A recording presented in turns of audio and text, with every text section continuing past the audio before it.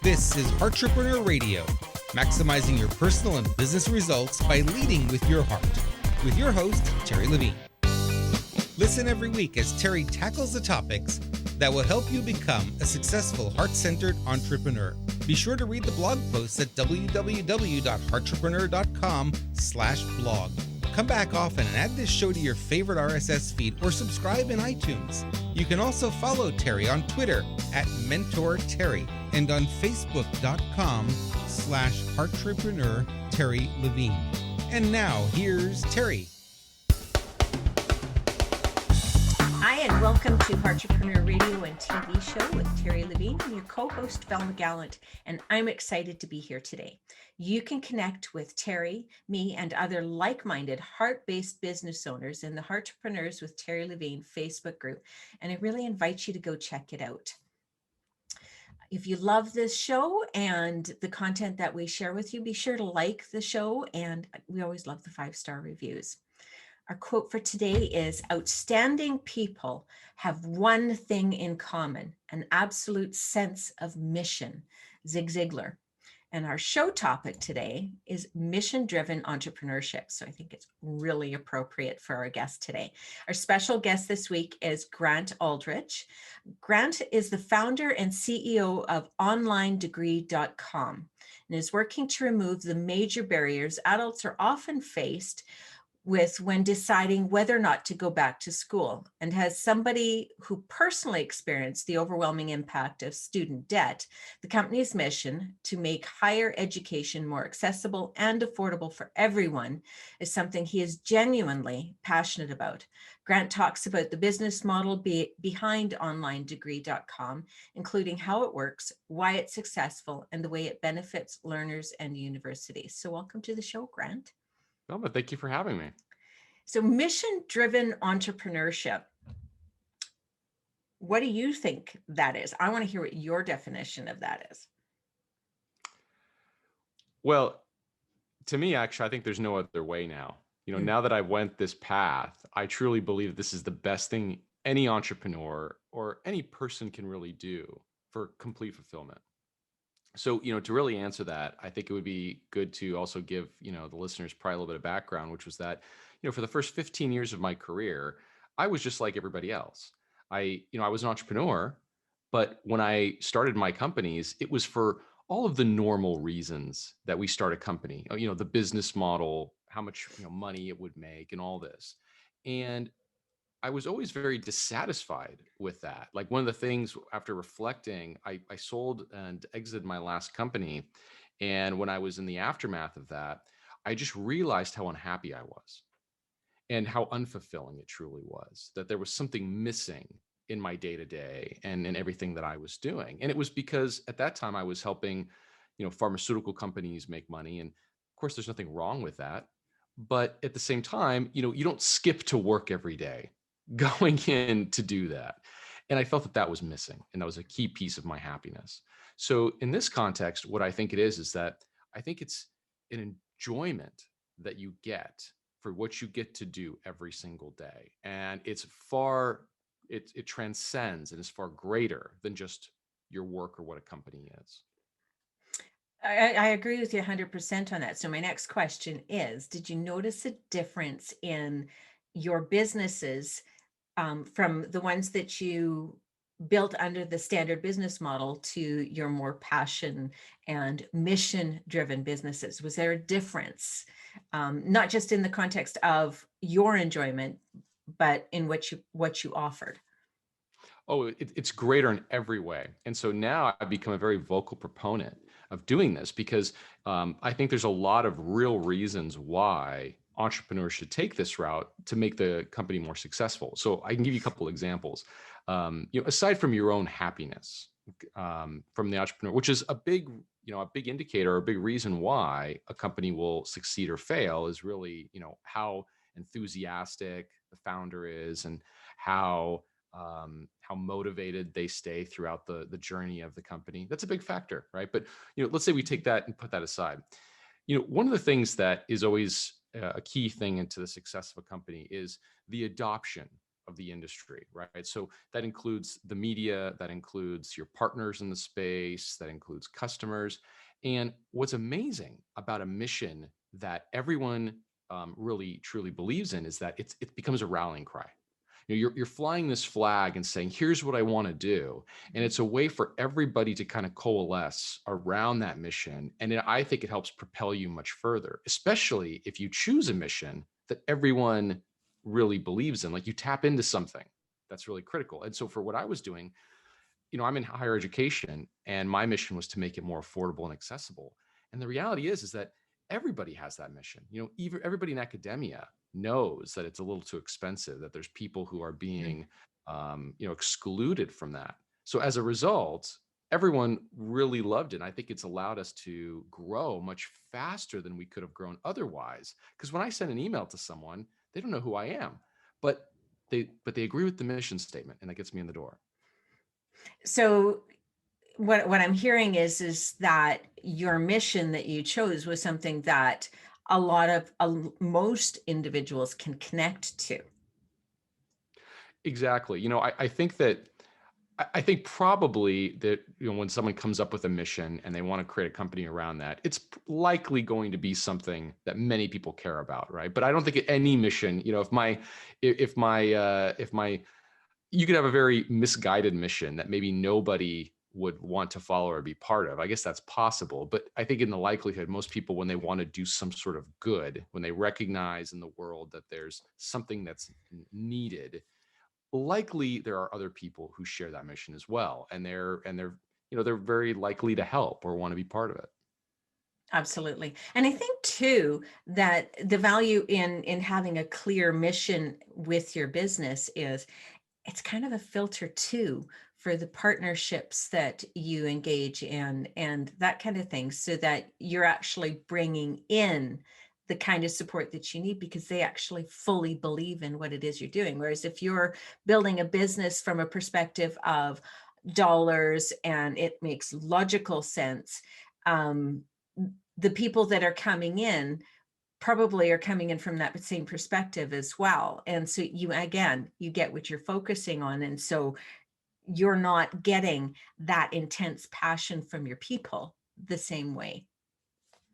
You're 100% right. So in that sense, from that business development standpoint, you're right. Most people, we all, from a business standpoint, want to make sound decisions, and that's part of our everyday. But you're right that it never taps into a passion, and that was the key word. Because if someone is passionate about what you're doing, it's amazing at how fast it expedites that, bringing you on, getting things started, because they care. It's not just about the dollars and cents. And I'll give you one other example that's very powerful is that, when people always talk about how do you hire good people, this is always a key thing in the Valley and whatnot, is hiring the best people. And, I find that right now, it's almost insulting, the methods and tactics that they use, right? Like, oh, we give you free snacks when you're at the office, things like this to motivate your people. And to me, I find that, again, it's very condescending. What people really want is meaning in their work, and people want to feel that they're fulfilled as well. And so when you have a very strong mission statement, you also attract people who want who believe in the mission and want to do work to further that. So, rather than a paycheck, or let's say the fear of getting fired to motivate someone on a Friday night to finish something, those don't work. But a mission where they're actually feeling like they're contributing does. Absolutely. I mean, food driven. Okay. That's going to really motivate my passion for whatever it is that you need me to get done. That's kind of funny, actually. Yeah, exactly. I know. I can't believe that no one's pointed this out. Like, when I remember when I first, that trend first started, I thought, really, that works? But okay, Well, it'll keep you at your desk because you can't move. I guess so. Yeah. Right. Oh, I've got food coma. So, okay. So you've been in the entrepreneurial world for quite a while, and you've seen the difference between building a business from a logical perspective because I mean, I'm going to guess that you chose pharmaceuticals because that's something that you had a strong background in. Oh, initially? Yeah. Yeah, actually, I just stumbled onto it, but you're right. It was for traditional things of why you would start a business, right? The normal criteria and considerations. Yeah. Well, and if you think about pharmaceuticals logically, there's a lot of money to be made there. It is a very money driven industry. So, if you're thinking that I want to make a great income, it's not an illogical choice to move into pharmaceuticals. And you've also shared about the difference that you've experienced in going for a mission-driven entrepreneurship. So what are some of the things that you found? What are some of the things that you needed to tap into as you were building a mission-driven business? And by tap into, you mean to ensure that it was going to be a success? Yeah, what are some of the things that, I mean, and I'm going to guess you probably pulled some information over from your for previous business, but what are some of the really important things to pay attention to as you're building a mission-driven business? Because, a mission isn't enough. I think mission is a great foundation, but I don't think mission is enough. What are some of the things that you also pulled into your business? You're right. I think you touched on the second biggest thing is that, you have to start with a very strong mission that resonates with people, but then in the execution of that mission, because really the mission is business model agnostic, it's solution agnostic, because really a mission really touches on a problem. And Right. so you can very easily create a solution to that problem that no one really likes or is not going to work, quite frankly. So you're right. I think the second thing that led to the success was that, okay, after touching on the problem, which is that higher education isn't affordable, it isn't accessible.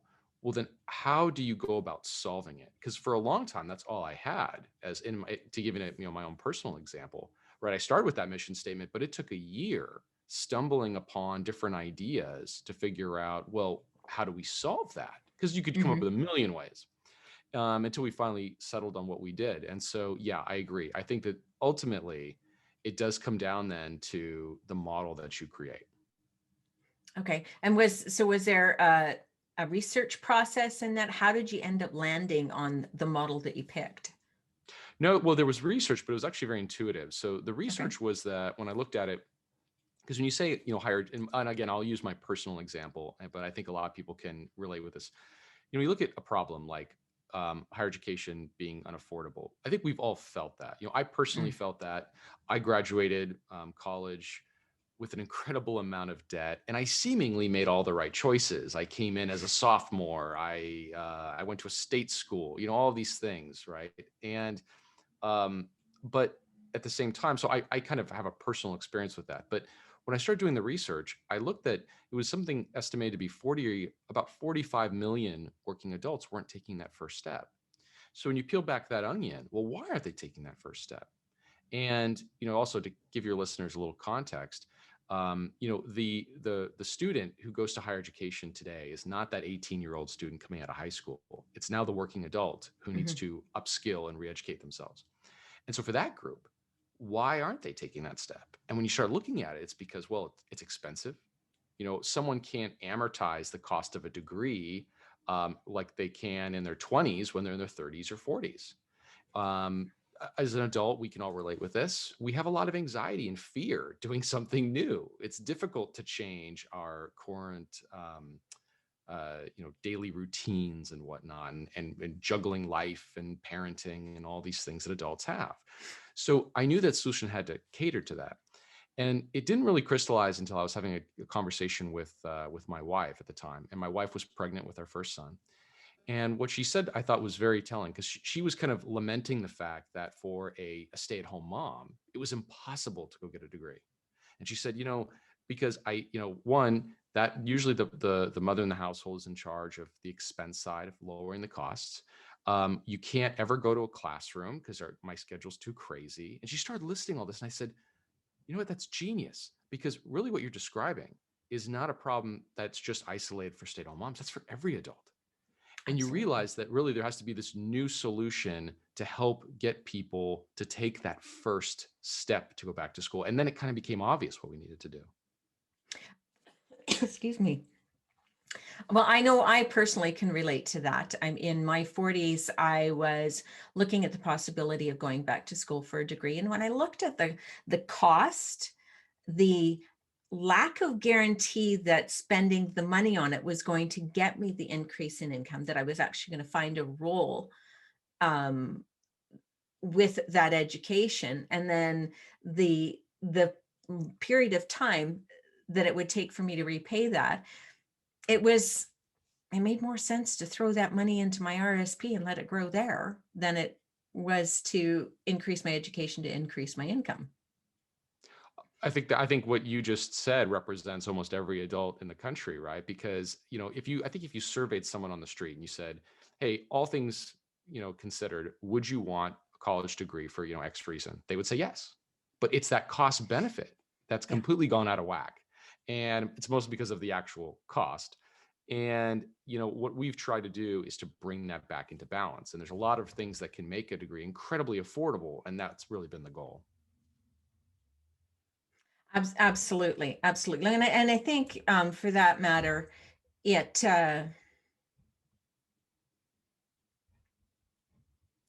what I also get is that I think that the same thing impacts our younger generation. They're adults. They'll tell you they're adults. They are still adults, but they don't they don't get they start out under a big burden. And I know when I part of my looking back was that there are times where I wish that I would have gone to university when I was able to, because it would have cost me a heck of a lot less than Mm, it would have now, right? So they're starting out with a burden that I know I wouldn't have had at that point in my life. And yeah. okay, so this makes me wonder, with what you're sharing here and what you've created here, what kind of resources are inside of onlinedegree.com that can help entrepreneurs? Are there resources in there?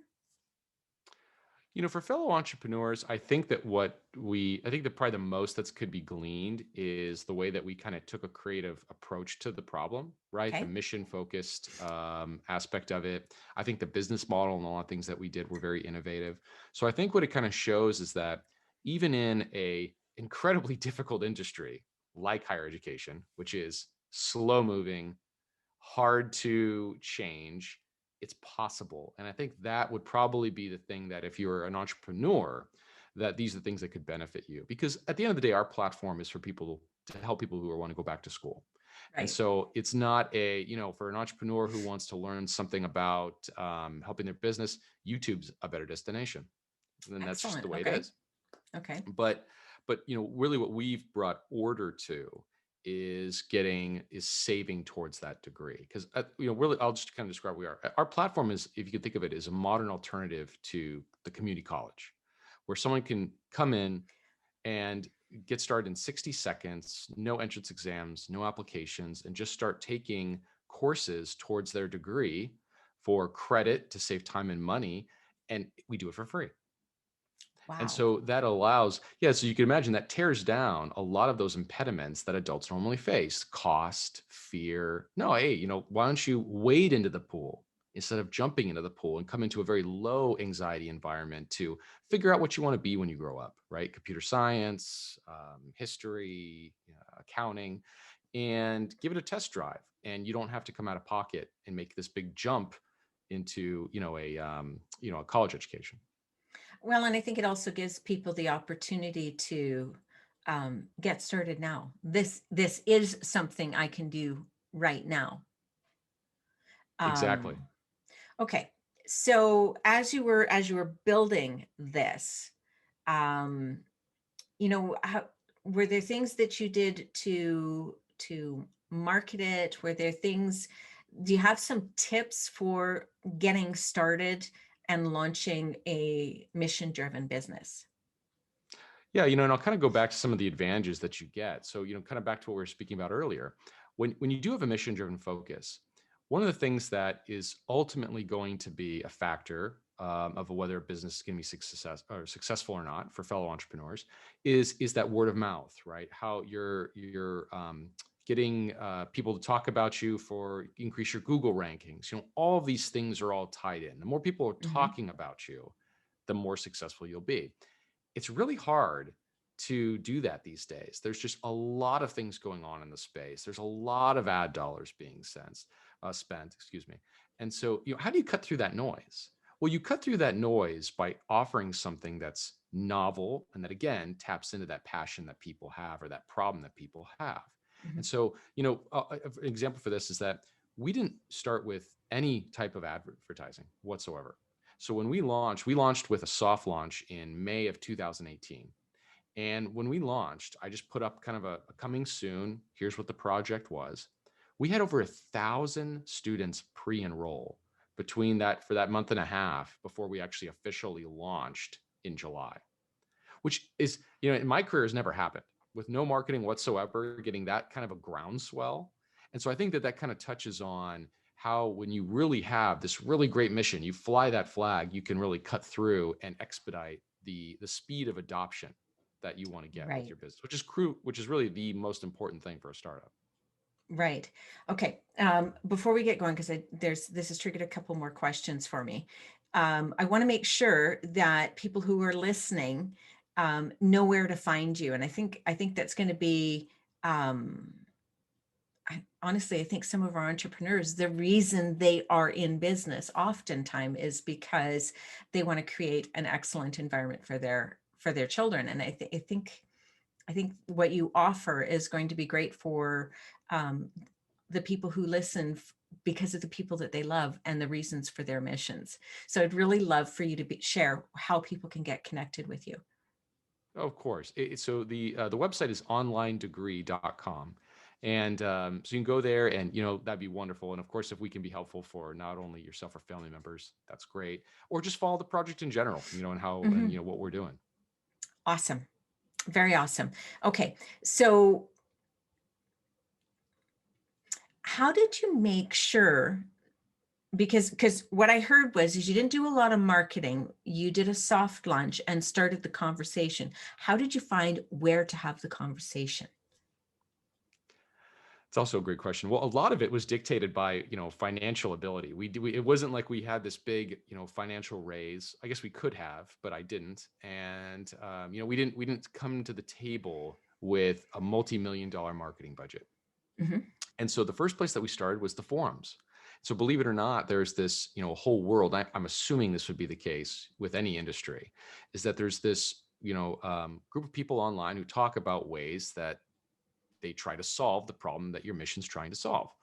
And so you'd be surprised at how effective and how quickly that will spread the word about your mission. So, a lot of the forums and things, we started sharing it and saying, hey, here it is. This is what we're doing. And this is the mission. Press releases, things like that. It's very difficult to cut through the noise of the press release. So if you're a business owner, a lot of times people say, oh, send a press release and it'll get picked up on this media and people will be sharing it. If you've done this for any long period of time, you realize that that's not true. It really, what a press release does is it relies completely on the pickup of what the reporter or the news outlet feels is a good story. Well, again, if you have something that's interesting or an interesting take on what you're trying to solve, a huge problem, you're more likely to get that. And so one of the things that we did is we launched a couple stories where we were a partnership with some of the biggest universities in the country. And so we very quickly became on the radar of some of the big groups. So we had an Inside Higher Ed article very early on. We had a Forbes article very early on. And again, this is unusual because normally those outlets only write about you once you've had significant traction. Right. And so, those were some of the things that we did was, again, rely on the word of mouth aspect because we didn't have the big budget. I couldn't hire a commercial. I couldn't go in and just start, blowing up the airwaves. Well, and so right, what I heard is that you went to the locations where who you were going to impact were hanging out. So the forums and stuff like that, and also where people who have a similar mission were hanging out. Is that correct? That's right. And where after they would talk about it, it would have a lasting effect. It wasn't like they'd have the conversation and it went away. It's the internet. So when they talk about it and they share it, it's there for other people to find.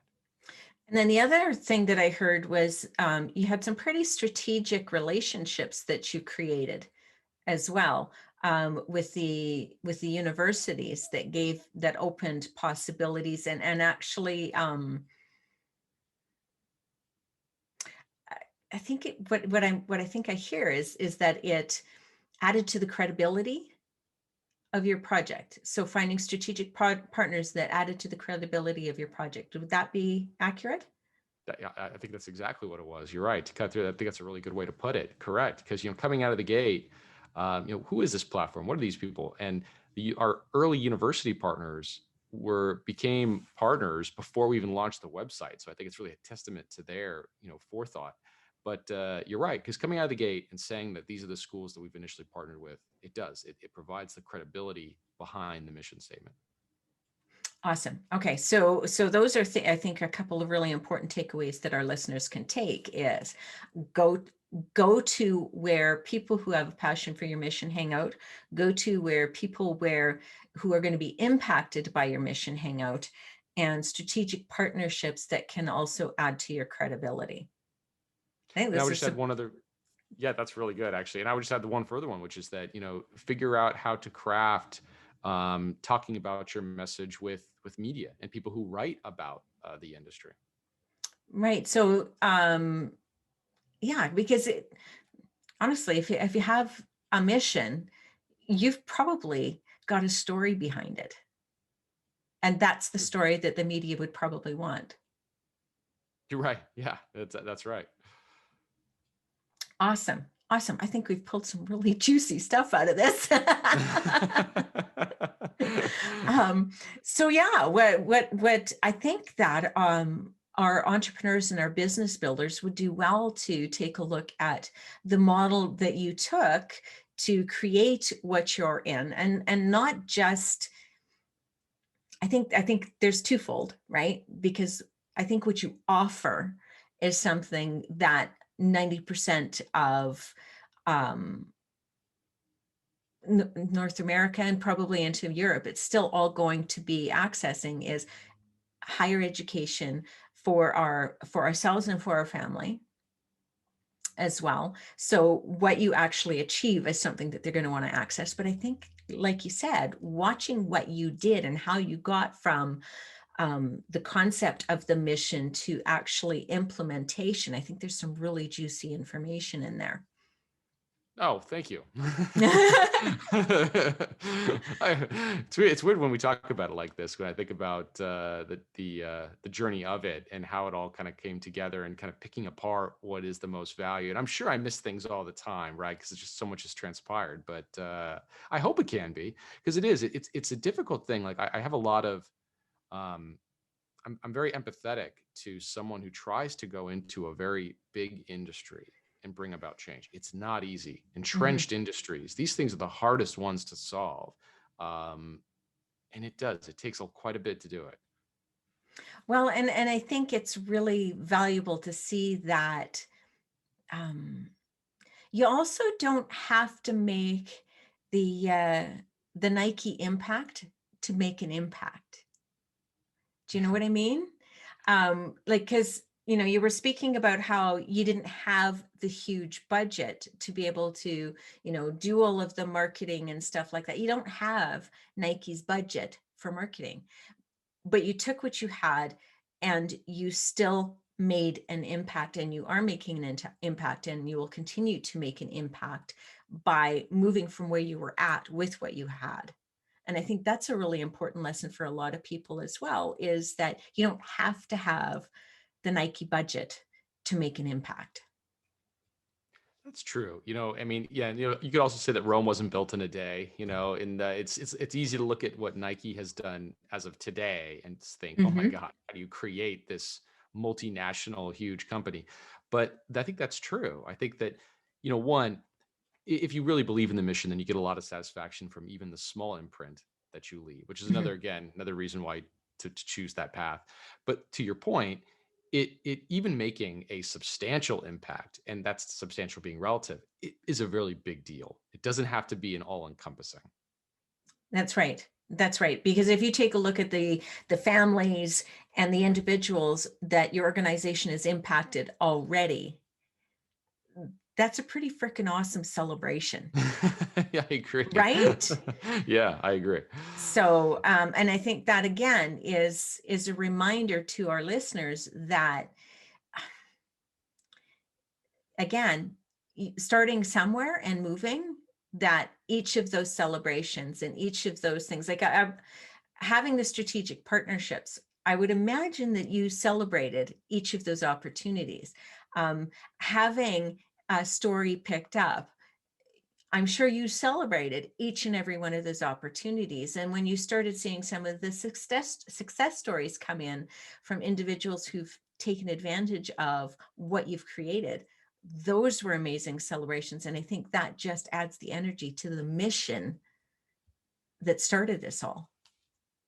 You're totally right. And as all entrepreneurs know, normally when you get started, it's the lows far outweigh the highs. It's just a constant wave after wave of challenging and bad news, because again, it's hard to get good news when you get going. It's hard to get traction, because all those things you're talking about, you could kind of argue that's the traction, right? That's the people, those are the wins. So you're right. Any way to help you get those strategic partnerships where, all right, we're doing something correctly and someone's validated that, or an article and all these things. It's very uplifting, which is what I think most entrepreneurs need. I think, and this is kind of one of those unspoken things, but I think that most entrepreneurs typically will bow out or fail because they're just not getting any recognition. They're not getting that, and they haven't given themselves enough runway to get it. And I think the mission is the runway. Yeah, I agree. So that is really excellent. I loved that. So I think we're pretty much at the end of our time, Grant, and I thoroughly enjoyed this conversation. I love the mission that you've taken on. I have a young man who is looking at what are his next possibilities. And so, the idea of not having to invest as much in his education for me as a parent Yep. is absolutely brilliant. So I love what you're doing. And I love being able to see the ability of building something from a heart idea and taking it into reality and continuing to build on that. I think what you're doing is amazing. Well, thank you. Appreciate you saying that. And it's definitely been a really fun road. And yeah, so very soon. So by the way, with your son, I think that's what you're referring to. We've been, for the longest time, we've been only exclusive to adults, because that's who we first kind of started with. That was the core demographic. We wanted to make sure that an adult had an amazing experience with their unique needs. And we would get, the door was being knocked on at probably about twofold for people who are under 18 who wanted to join. And so now we're taking the steps now to open up the platform for everybody. Awesome. That's amazing. Yeah. So, and for those of you who are listening, I hope you found value in what Grant shared about building your business with a mission and the kind of impacts that it can have on what you're building. And be sure to go to Facebook and look up Heartrepreneurs with Terri Levine. Join us there. You can connect with more heart-based entrepreneurs like myself. And Grant, I hope you come and play. And be sure to like the show and share it with your friends. And I hope you found value in what we're doing. Have a great day. You've been listening to Heartrepreneur Radio, maximizing your personal and business results by leading with your heart, with your host, Terri Levine. This show is produced every week for your enjoyment and education. To make sure you never miss a single show, add us to your favorite RSS feed or subscribe in iTunes. You can also read Terri's latest blog posts at www.heartrepreneur.com/blog, or follow Terri on Twitter at MentorTerri and on Facebook.com/Heartrepreneur Terri Levine. Your questions and comments are always welcome and appreciated. Send them to Terri on either Facebook or Twitter. Thank you for listening.